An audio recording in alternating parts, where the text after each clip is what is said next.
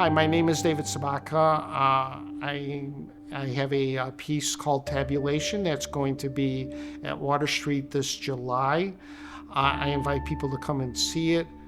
It's a piece that's, takes about the big questions of life, death, why are we here, what's going to happen to us when we die, and what is our relationship to those around us. Tabulation is an installation. It's a large canvas print that's going to be in the center of the floor.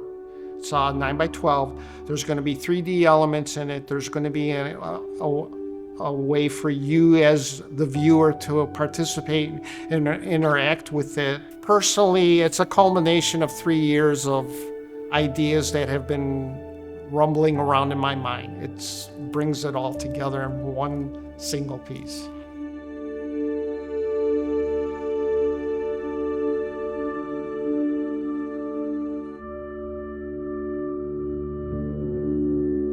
I had kind of been developing a style in terms of ideas. The ideas were starting to formulate in my mind. And one of those ideas was this idea that we're all mortal, we're all going to die. It's something that everybody has to deal with. That's the truth. Actually, I've developed kind of a technique where I would take like leaves, flowers, and whatnot, put them on a flatbed scanner, scan it, and I would be able to hold the detail and get these things really, really big and holding this phenomenal detail. And I came up with this composition of a leaf that was just falling, and it was all in black and white. And as it fell, it would lay flat, like on the ground. And to me, it was just this whole idea of this powerful image that spoke about life, but it also spoke about death. The fact that, a leaf, you can go walking out and you can see the leaves fall in the winter, and that's a sort of a death. That leaf is actually falling on the ground and dying.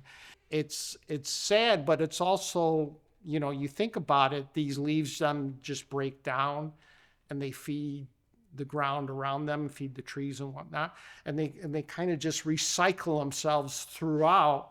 So it's just a continual, process of, life and death. This piece that I came up, it was a large, like 8-foot banner by 3 foot, a very black background, and just this leaf falling. And I was really proud of it. And I was like, wow, And so the following year, I wanted to do something again for our prize. And I was working with this idea of mortality. And I came up with this other image of, standing at a gravesite. And I had this large image, this figurative image that I created that was of all these plants, and it was given kind of like a vaguely human form. And it was a giant canvas on the bottom that was on the floor. And then what I would do is I would have these cards, and I would have people then, it was on the front, it was just a single flower, and it was very, colorful and whatnot. That was one of these scans. I have a collection of like 3,000 scans that I've built up. And it was all these different flowers and leaves and natural elements and so forth. And what I wanted the person to do was to take a card, write on the back the name of somebody who had died in their life, and just a note about, what you thought about them. And then toss it kind of almost like you were at a gravesite, and you would toss a flower onto there. And it was this idea, and part of that idea was coming from the idea that, when we die, most of us are going to be forgotten. It's a very sobering and sad thought. And if you think 50 years down the road, our kids are going to be gone, and their kids will be grown up, and within maybe, 75, 100 years, for the vast majority of us, we're going to be forgotten. Very it's hard, it's a hard thing to accept, but it is a reality of our life. And we want to be remembered. Every one of us wants to, make a mark in history and to be remembered. Most of us will not be able to do that. That's sad.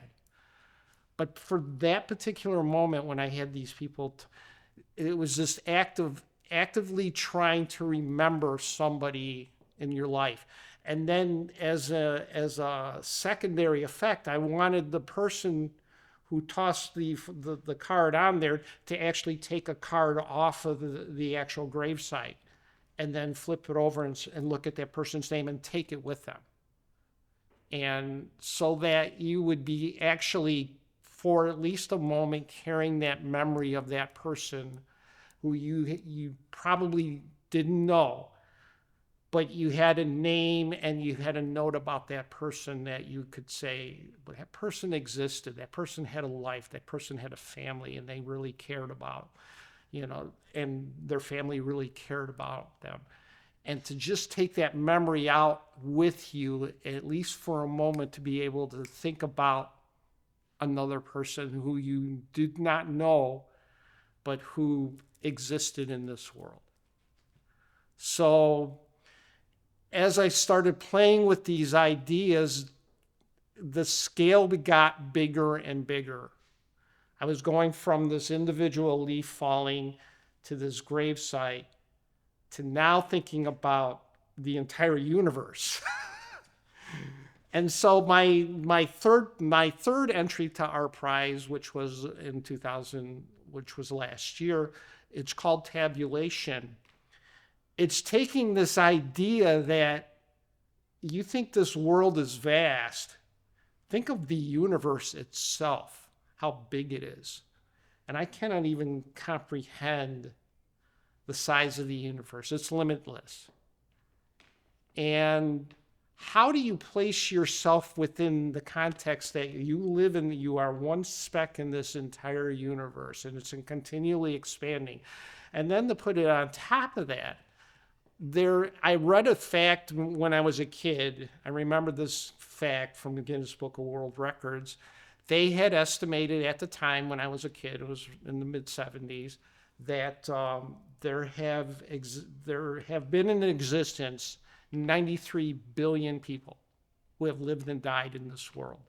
It was just an estimate. So I always remembered that in my mind. I carry that thought to 2000, to last year when I was building this other piece, and I did the little research. That number now is up to 118 billion plus, and we live in a world with 8 billion plus people right now.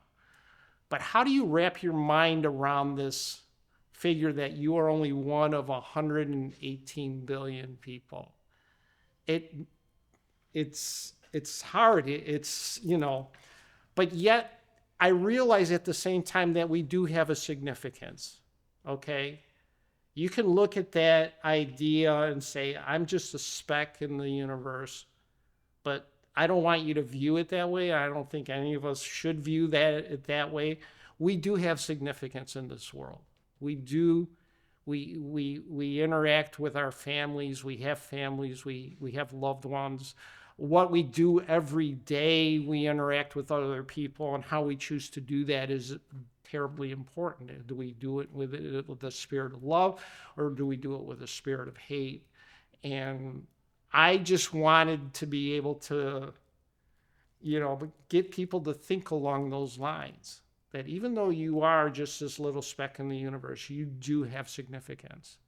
And that was the initial concept of this piece, which is called Tabulation.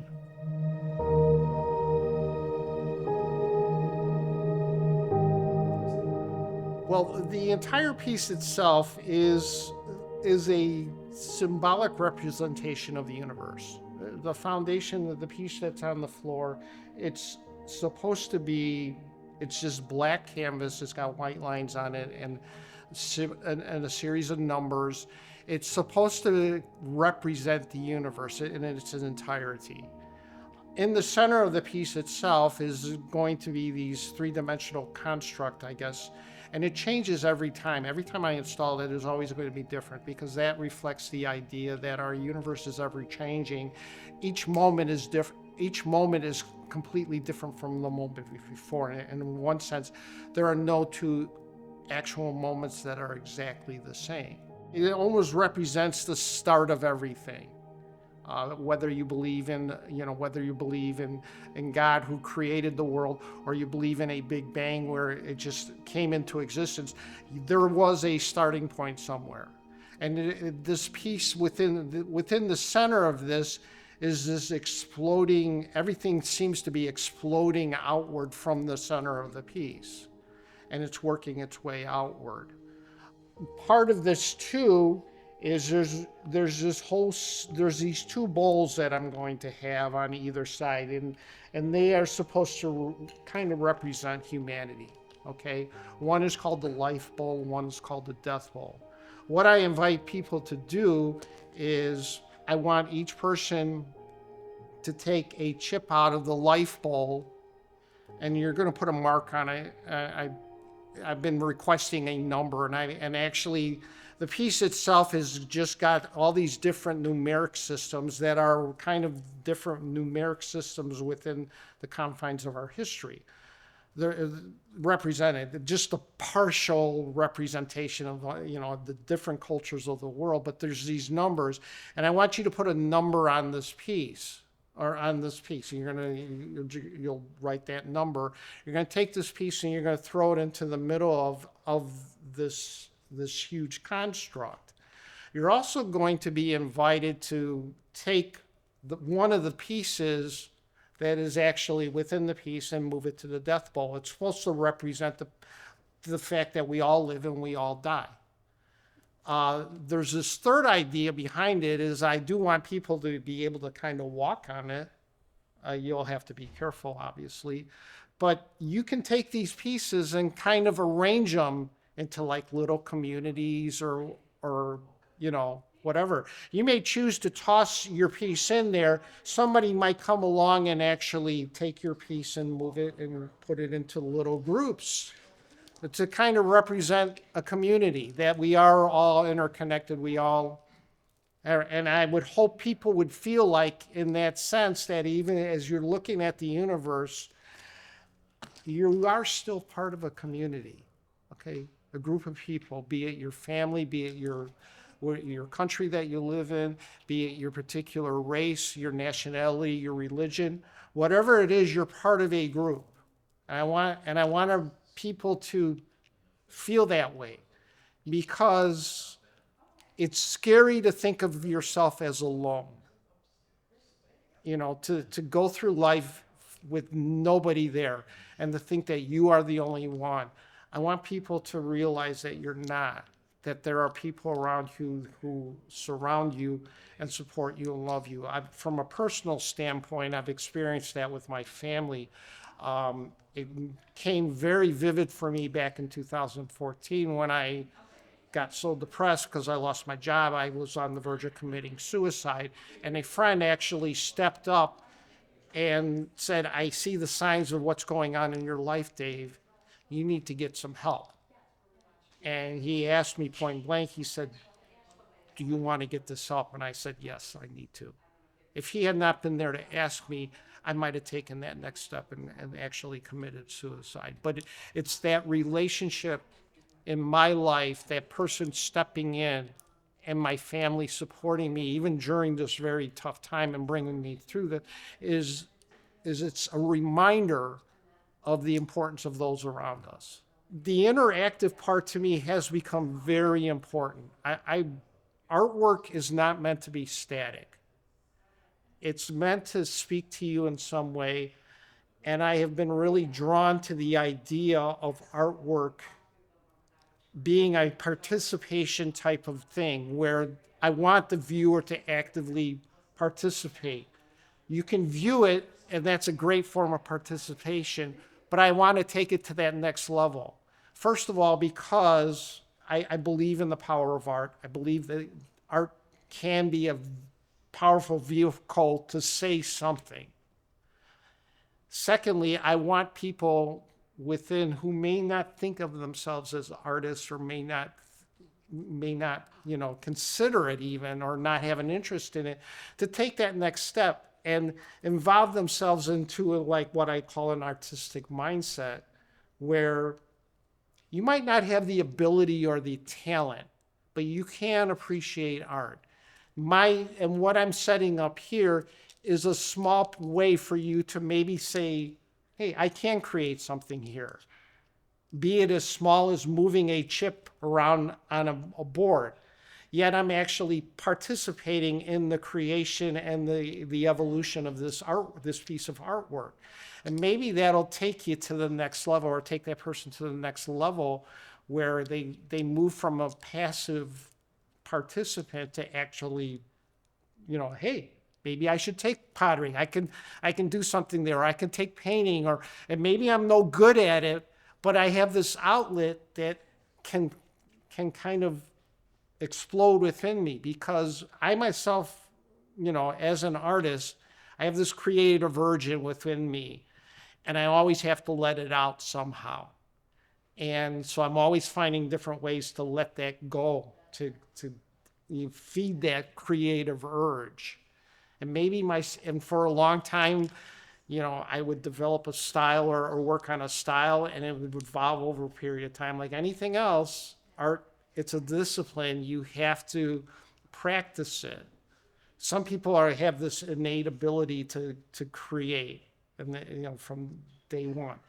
Me, that was not necessarily the case.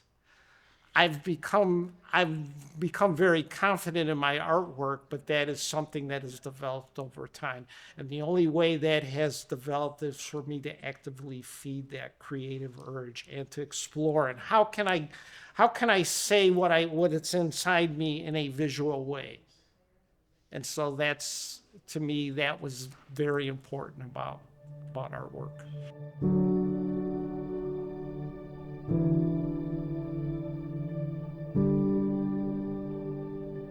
I do believe there is a God, okay? And as an artist, the simple act of me creating a piece with intent, okay, with an idea behind it, has reinforced my idea that there is a God. And now other people might not feel the same.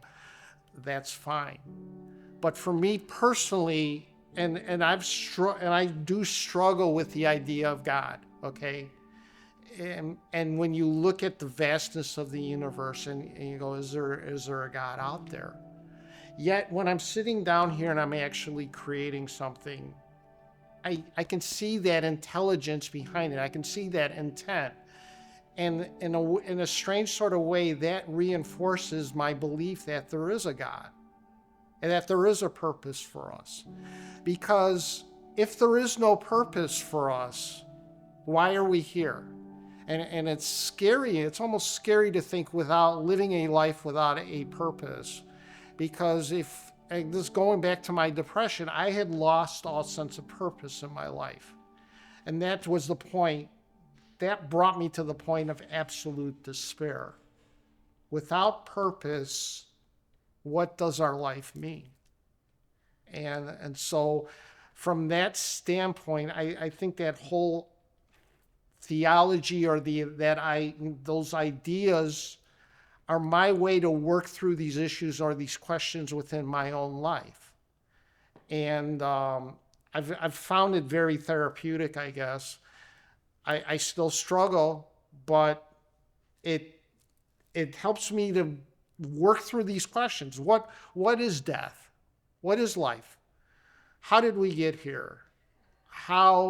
What's going to happen to us when we die? And I think my artwork for a long time has kind of reflected some of those ideas or those thought processes and those things that are rolling around in my mind.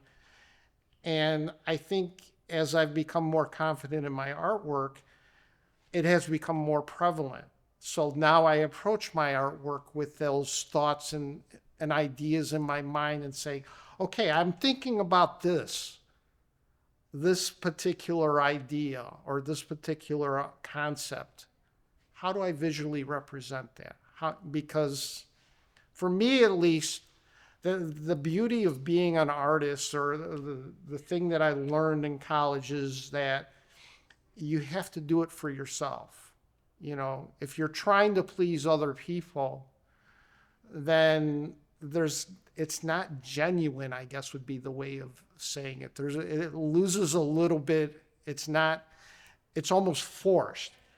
But once I started investing my own mind, my thought processes into my art and the things that I was genuinely struggling with, like I did a series about my depression, and that was kind of that opened the floodgates for me as an artist, because that was something that was solid, that was something that was concrete within my life, and in a way I could talk about it, but with my artwork, it took it to a different level.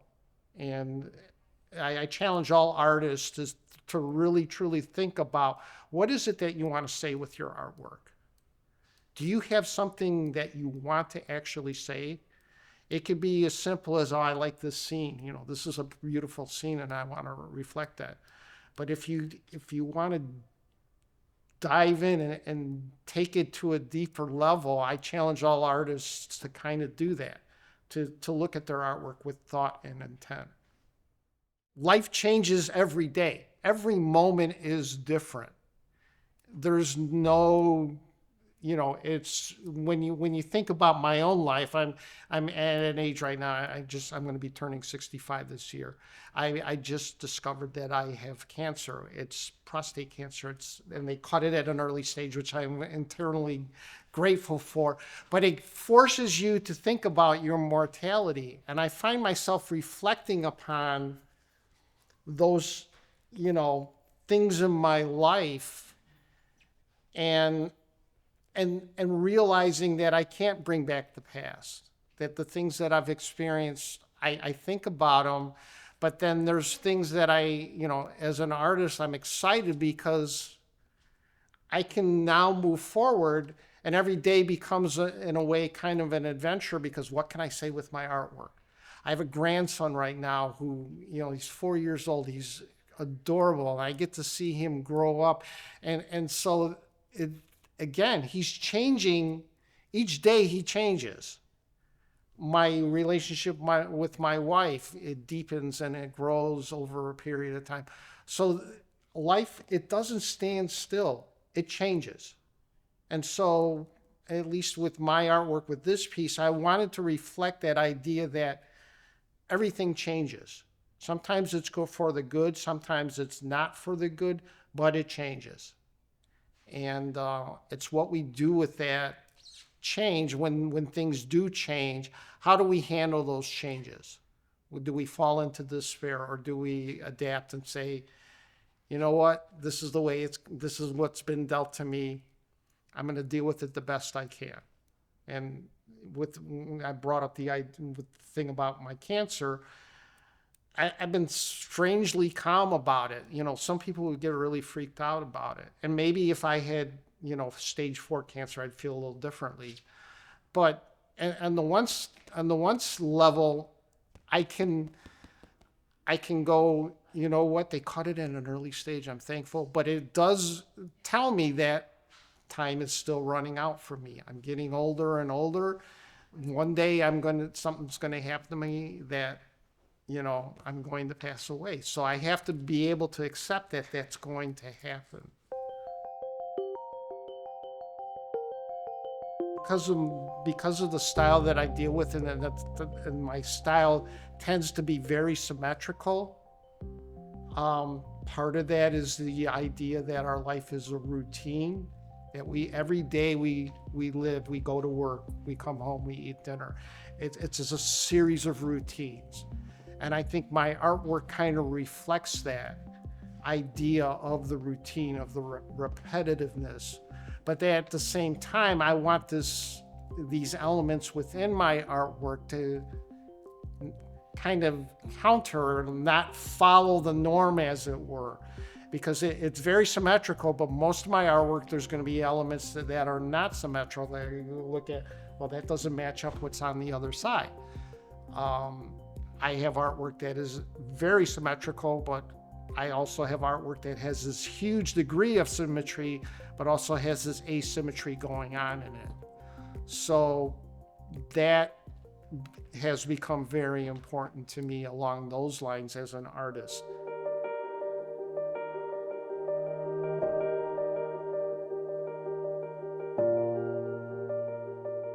I want people to be more invested in art in a way that values what art has to say.